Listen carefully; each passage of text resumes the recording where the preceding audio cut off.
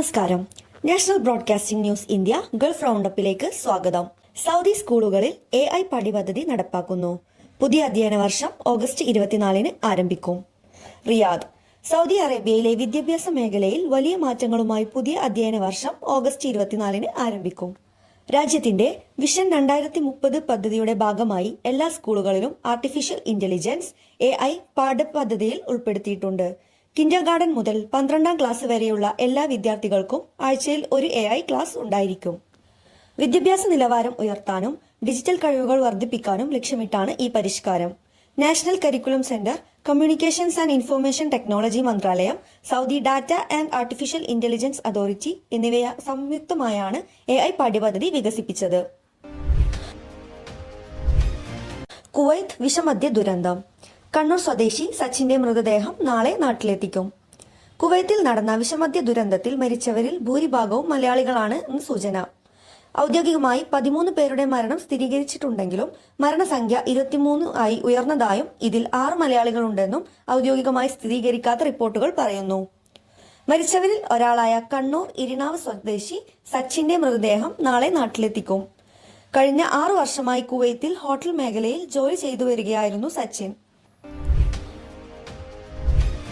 മധ്യവേനലവധി കഴിഞ്ഞ് പ്രവാസികൾ ഉൾപ്പെടെയുള്ള കുടുംബങ്ങൾ തിരിച്ചെത്തി തുടങ്ങിയതോടെ ദുബായ് വിമാനത്താവളത്തിൽ തിരക്കേറുന്നു. അടുത്ത 12 ദിവസത്തിനുള്ളിൽ 3.6 ദശലക്ഷം യാത്രക്കാരെയാണ് വിമാനത്താവളം പ്രതീക്ഷിക്കുന്നത്. യാത്രക്കാരുടെ മടക്കം മുന്നിൽ കണ്ട് വിമാന കമ്പനികൾ ടിക്കറ്റ് നിരക്ക് 4 ഇരട്ടിയായി ഉയർത്തിയതായി റിപ്പോർട്ടുകൾ പറയുന്നു. ഇന്ന് മാത്രം ഏകദേശം 2.9 ലക്ഷം പേർ ദുബായ് വിമാനത്താവളം വഴി എത്തുമെന്നാണ് കരുതുന്നത്. യാത്രക്കാർക്ക് വേഗത്തിൽ നടപടികൾ പൂർത്തിയാക്കാൻ സ്മാർട്ട് ഗേറ്റുകൾ ഉപയോഗിക്കാൻ വിമാനത്താവള അധികൃതർ നിർദ്ദേശം നൽകി. വിഭിന്നശേഷിക്കാർക്കായി പ്രത്യേക കൗണ്ടറുകളും ലഭ്യമാണ്. UAE-യിൽ 5 മാസം പ്രായമുള്ള കുഞ്ഞിന്റെ കരൾ മാറ്റിവെച്ചു. ശസ്ത്രക്രിയ മലയാളി ഡോക്ടറുടെ നേതൃത്വത്തിൽ. UAE-യിൽ നടന്ന അപൂർവ ശസ്ത്രക്രിയയിൽ 5 മാസം മാത്രം പ്രായമുള്ള ഒരു കുഞ്ഞിന് കരൾ വിജയകരമായി മാറ്റിവെച്ചു. അബുദാബിയിൽ ബുർജിൽ മെഡിക്കൽ സിറ്റിയിൽ വെച്ച് നടന്ന ശസ്ത്രക്രിയ UAE-യിലെ ഏറ്റവും പ്രായം കുറഞ്ഞ കരൾ സ്വീകർത്താവായ അഹമ്മദ് യഹ്യ എന്ന കുഞ്ഞിന്റെ ജീവൻ രക്ഷിച്ചു. ശസ്ത്രക്രിയക്ക് നേതൃത്വം നൽകിയത് മലയാളി ഡോക്ടർ ജോൺ ഷാജി മാത്യുവിന്റെയും ഡോക്ടർ ഗൗരബ് സെന്നിന്റെയും നേതൃത്വത്തിലുള്ള സംഘമാണ്. 12 മണിക്കൂറിലധികം നീണ്ട ഈ ശസ്ത്രക്രിയയിലൂടെ ജന്മനാ കരളിന്റെ പ്രവർത്തനം തകരാറിലായിരുന്ന കുഞ്ഞിന് പിതൃ സഹോദരന്റെ ഭാര്യയാണ് കരൾ പകുത്തു നൽകിയത്. ഖത്തറിലെ അൽ റയ്യാൻ മേഖലയിലെ വിവിധ റോഡുകൾ താൽക്കാലികമായി അടച്ചിടുമെന്ന് അഷ്ഗാൽ അറിയിച്ചു. അറ്റകുറ്റപ്പണികളുടെ ഭാഗമായാണ് ഈ നടപടി. പ്രധാന വിവരങ്ങൾ. ഗറാഫത്ത് അൽ റയ്യാൻ അണ്ടർപാസ് വെള്ളിയാഴ്ച പുലർച്ചെ 2 മണി മുതൽ രാവിലെ 10 മണി വരെ അടച്ചിടും. ഗറാഫത്ത് അൽ റയ്യാൻ മുതൽ എഡ്യൂക്കേഷൻ സിറ്റി ഇന്റർസെക്ഷൻ വരെയുള്ള ഭാഗമാണിത്. ഹുവാർ റോഡ്.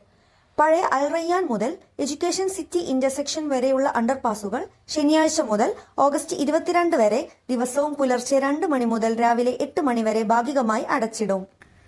അൽ റയ്യാൻ അൽ ജദീദ്. ന്യൂ അൽ റയ്യാൻ മുതൽ അൽ വജ്ബ വരെയുള്ള അണ്ടർപാസുകൾ ഞായറാഴ്ച പുലർച്ചെ 2 മണി മുതൽ രാവിലെ 8 മണി വരെ ഭാഗികമായി അടച്ചിടുമെന്ന് അധികൃതർ അറിയിച്ചു. UAE-യിൽ വർദ്ധിച്ചു വരുന്ന സൈബർ തട്ടിപ്പുകളിൽ നിരവധി പ്രവാസി മലയാളികൾക്ക് ലക്ഷക്കണക്കിന് രൂപ നഷ്ടപ്പെട്ടു.